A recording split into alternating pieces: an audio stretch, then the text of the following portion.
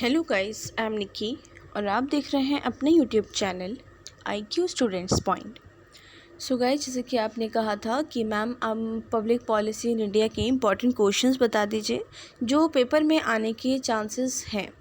ठीक है, जो पहले मैंने आप लोगों को MPP का पेपर बताया था, MPP के इम्पॉर्टेंट क्वेश्चंस बताए थे, उसमें से एक दो क्वेश्चन पेपर में आए थे और बच्चे काफ़ी खुश भी थे कि मैम जो आपने बताया था वो आ गया। तो पब्लिक पॉलिसी इन इंडिया का जो पेपर है वो अब एक बार डिस्कस करते हैं। अच्छा, ये चीज़ आप याद रखिए, मैं जो क्वेश्चन आपको बताऊंगी उसके अकॉर्डिंग आंसर भी मैं आपका साथ ही डाउट्स क्लियर कर दूंगी एंड उस क्वेश्चन को भी किस तरीके से दिया जा सकता है किसी और वे में, वो चीज़ भी मैं आपका यहीं क्लियर कर दूंगी। ठीक है, तो उसके बाद भी कोई डाउट आए तो आप मुझसे कमेंट बॉक्स या टेलीग्राम पे पूछ लिएगा। सबसे पहला क्वेश्चन है हमारा, discuss the meaning, nature and significance of public policy. देखो, आपके पब्लिक पॉलिसी की यूनिट 1 एंड यूनिट 2 पर दोनों पे एक सेपरेट क्वेश्चन ज़रूर आता है। ठीक है, तो फर्स्ट यूनिट में आपसे लोक नीति का अर्थ, स्वरूप और उसका महत्व पूछा गया है।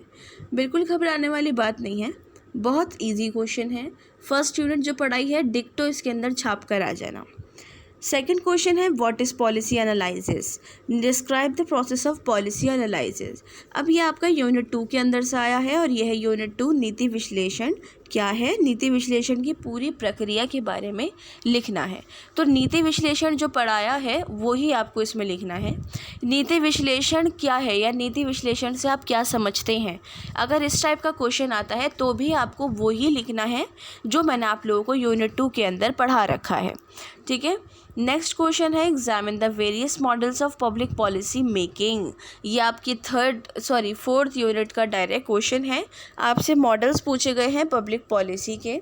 ठीक है, पब्लिक पॉलिसी मेकिंग के बिल्कुल डायरेक्ट आपको लिखना है। ये यूनिट मैंने आपको क्लियर कर दूंगी अभी। ठीक है, अभी हम थर्ड यूनिट पे हैं तो फोर्थ एंड फिफ्थ भी मैं आप लोगों की क्लियर कर दूंगी। इंपॉर्टेंट क्वेश्चन इसलिए आपको पहले दे दिए क्योंकि बहुत सारे बच्चे ऐसे हैं जिन्होंने यूनिट 5 या यूनिट 4 पहले कर ली, वो यूनिट 1 2 3 पर अभी वो रुके हुए हैं। ठीक है, तो ये वाली चीज़ आप ध्यान में रखना। नेक्स्ट है, write an essay on government civil society interface in policy making. नीति निर्माण में सरकार नागरिक समाज अंतर संबंध पर एक निबंध लिखो। नीति निर्माण में सरकार नागरिक समाज, नीति निर्माण और हित समूह के बारे में मैंने आपको पढ़ा रखा है। इसके अंदर सेम टू सेम वही चिपकेगा और कुछ और नहीं चिपकाना। ठीक है, बस वही लिखा जाएगा। सबसे पहले आप थोड़ा सा नीति बताओगे, नीति क्या है। नीति मैंने फर्स्ट क्लास में आपको बता रखा है। उसके बाद आप नीति निर्माण और हित समूह को बताने से पहले हित समूह बताओगे, देन आप हित समूह और नीति निर्माण को यहाँ पर डिस्क्राइब करके आंसर को फिनिश करोगे। नेक्स्ट है, describe policy analysis in the context of liberal and welfare theories of state. राज्य के उदारवादी और कल्याणकारी सिद्धांतों के संदर्भ में नीति विश्लेषण का वर्णन करना है। ये बेसिक आपकी यूनिट 5 का क्वेश्चन है। ठीक है, ये भी बिल्कुल डायरेक्ट क्वेश्चन है, जब मैं आपको पढ़ाऊँगी तो आपको समझ आ जाएगा, कोई दिक्कत वाली बात नहीं है। अगर फिर भी नहीं आएगा तो पूछ लिएगा। नेक्स्ट है, discuss the major limitations on policy implementations. कि नीति क्रियान्वयन मैंने आप लोगों को पॉलिसी इम्प्लीमेंटेशंस पर एक सेपरेटली अच्छा सा टॉपिक समझा रखा है। पूरा टॉपिक वो यहीं उतरेगा सेम टू सेम। ठीक है, कहीं उसको ले जाने की ज़रूरत नहीं है, यहीं रखो संभाल कर। नेक्स्ट है, throw light on the disinvestment policy in India since 1991।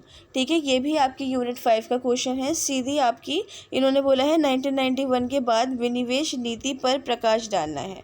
विनिवेश नीति के पर प्रकाश डालने से पहले आप लोगों को ये क्लियर हो जाएगा कि आपको इसके अंदर लिखना क्या है।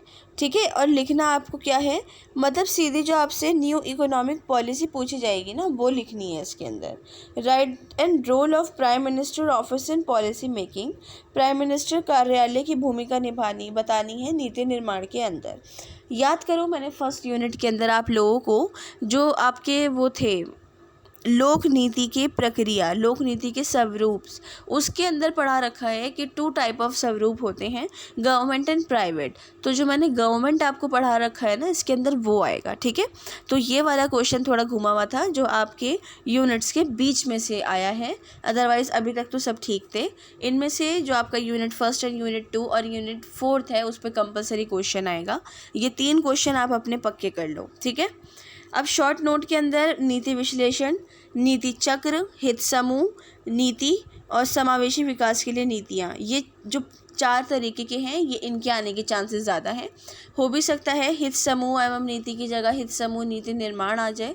हित समूह और नीति जो है बहुत सिंपल है, वो मैंने आपको बता दिया स्टार्टिंग में। तो इसमें भी पहले थोड़ा सा हित समूह लिखना, उसके बाद हित समूह की जो नीति दे रखी है वो आपको इसके अंदर बतानी है। पॉलिसी साइकिल, पॉलिसी साइकिल आप पूछोगे कि मैम इसके अंदर क्या करना है, तो इसमें भी घबराने वाली बात नहीं है। सीधी सीधी लोक नीति कैसे बनी थी, उसका निर्माण कैसे हुआ था, बस इसके अंदर वो लिख दिएगा आप, ठीक है। और नीति विश्लेषण तो आपने अलग से पढ़ ही रखा है टॉपिक, ठीक है। तो यहाँ पर ये आपके सारे जो इंपॉर्टेंट क्वेश्चंस थे वो क्लियर हो गए। बाकी क्वेश्चंस के आंसर के रिगार्डिंग डाउट है, एक चीज़ और क्लियर कर दूं, बच्चे ने मुझसे, एक स्टूडेंट ने कमेंट में पूछा था कि आंसर कितना लिखना है। वैसे तो जो मैंने आंसर राइटिंग वाली आप लोगों की वीडियो बना रखी है, आप उसको एक बार देख लेना, बट मैं आप लोगों से ये बोलूँगी कि ये आपका एडिशनल पेपर है, पॉलिटिकल ऑनर्स के स्टूडेंट्स का एडिशनल पेपर है। तो इसमें 7 या 8 पेजेस या 9 पेजेस का हद से ज़्यादा अगर जा रहा है तो आगे तक लिखो, क्योंकि इसका मटेरियल भी इतना नहीं है। आप कितना खींच सकते हो, एक बात को कितना रिपीट करोगे, है ना। तो वो करो। और जो इसके शॉर्ट नोट हैं 2 या 3, 2.5 पर भी ख़त्म हो रहा है तो कोई दिक्कत नहीं है, 2 पे भी ख़त्म हो रहा है तो भी कोई दिक्कत नहीं है। सो होप सो आप लोगों के जो डाउट्स हैं वो क्लियर हो गए हों। इन केस कोई भी डाउट हो या सजेशन हो तो आप मुझसे कमेंट बॉक्स या टेलीग्राम चैनल पर पूछ सकते हैं। So thanks for the watching and best of luck all.